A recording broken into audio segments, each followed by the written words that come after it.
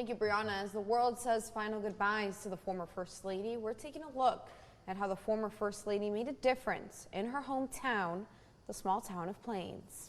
WGXA's Carlos Stevens has been in Plains all day today learning more about the work of the former First Lady at a historic site in Plains. Carlos?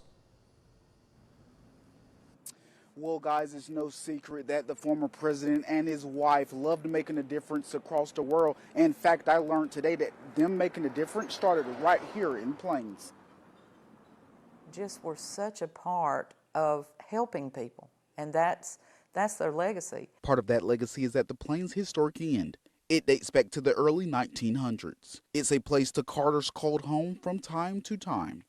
Ellen Harris is the manager there. She recalled the Carters' vision, and you guessed it, it involved helping people. They wanted people, when they came to Plains, to have a place to stay and to shop, because there's no hotels or anything here in Plains. So the Carters went to work.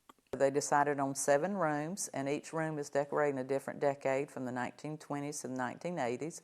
That's because President Carter was born in 1924 and came home from the White House in 1980. Harris says former President Carter helped structure some of the rooms and even helped with the stairway going up to the inn. Meanwhile, Ms. Carter went to Texas and handpicked all the furniture from several warehouses. Each room is not a hotel room. It's a unique decorated room. It has like the bedroom, and then it has a seating area, of course the private bath. Harris says the Carters would often come to the inn and share in moments with everyone.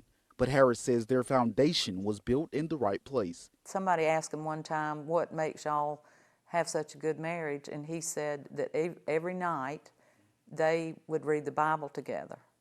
And even if he was out of town or she was out of town, they would call each other and they would read the Bible over the phone to each other. But there are some things that Harris says will stick with her from Mrs. Carter. Her smile, her love for everybody,